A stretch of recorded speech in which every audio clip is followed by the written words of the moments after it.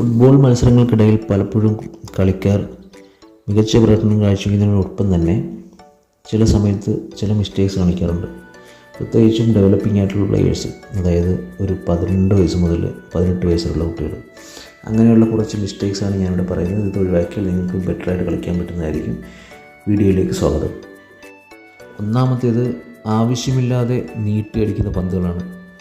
നമുക്ക് എപ്പോഴും അറിയാം, ലോങ് ബോൾ അല്ലെങ്കിൽ എയർ ബോൾ കൺട്രോൾ ചെയ്യാൻ കൂടുതൽ സമയം വേണം, അതിന് കൂടുതൽ പ്രാവീണ്യം വേണം, ബെറ്ററായിട്ടുള്ള സ്കിൽസ് വേണം. അപ്പം ഏറ്റവും ബെസ്റ്റ് എന്ന് പറയുന്നത് ഗ്രൗണ്ട് ബോൾസ് കൊടുക്കുന്നുള്ളതാണ്. ഞാൻ ഈ വീഡിയോയിൽ കാണിച്ചിരിക്കുന്നത് നോക്കി കഴിഞ്ഞാൽ നിങ്ങൾക്ക് മനസ്സിലാവും, ഇത് ഒഴിവാക്കാവുന്ന പാസുകളാണ്. ഈ മൊമെൻറ്റ് തന്നെ വേറെ രീതിയിൽ കളിച്ചപ്പോഴത്തേക്ക് അവർക്ക് ബെറ്ററായിട്ടുള്ളൊരു അറ്റാക്കിംഗ് ഓപ്ഷൻ കിട്ടിയതാണ്. ഇങ്ങനെയുള്ള അവസരങ്ങൾ എപ്പോഴും ഉണ്ടാവും. നിങ്ങൾ എപ്പോഴും ബെറ്ററായിട്ടുള്ള ഓപ്ഷൻ നോക്കാൻ ശ്രമിക്കുക. രണ്ടാമത്തേതെന്ന് പറയുന്നത് ഓവർ ഡ്രിബ്ലിംഗ് ആണ്. നമ്മൾ ആവശ്യമില്ലാതെ ബോൾ ഹോൾഡ് ചെയ്ത് വയ്ക്കുക, ബോൾ റിലീസ് ചെയ്യാതിരിക്കുക, അത് ഡ്രിബിൾ ചെയ്ത് കളയുക എന്നുള്ളതാണ്. ഇത് നോക്കിയാൽ നിങ്ങൾക്ക് മനസ്സിലാവും. പാസ് ചെയ്യാനുള്ള ഓപ്ഷൻ ഉണ്ടായിരുന്നു, പക്ഷേ പാസ് ചെയ്തിട്ടില്ല.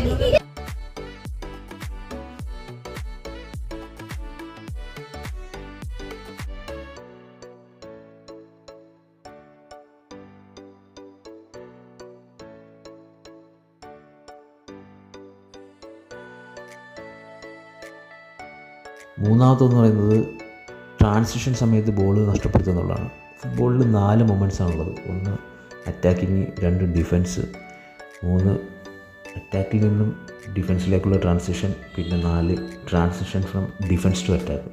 ഈ ഡിഫൻസ് ടു അറ്റാക്ക് ട്രാൻസിഷൻ സമയത്ത് ഒരിക്കലും ബോൾ നഷ്ടപ്പെടുത്താൻ പാടില്ല. ആ സമയത്ത് ബോൾ നഷ്ടപ്പെടുത്തിയാൽ തീർച്ചയായിട്ടും ഓപ്പോസിറ്റ് ടീമിനൊരു ഗോൾ സ്കോറിങ് ചാൻസ് ആയിരിക്കും അത്.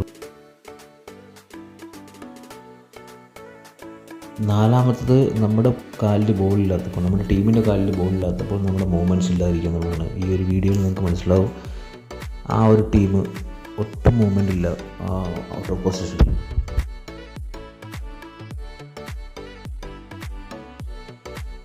അഞ്ചാമത്തെന്ന് പറയുന്നത് നിങ്ങളായിട്ട് തന്നെ ഇരിക്കുക എന്നുള്ളതാണ്.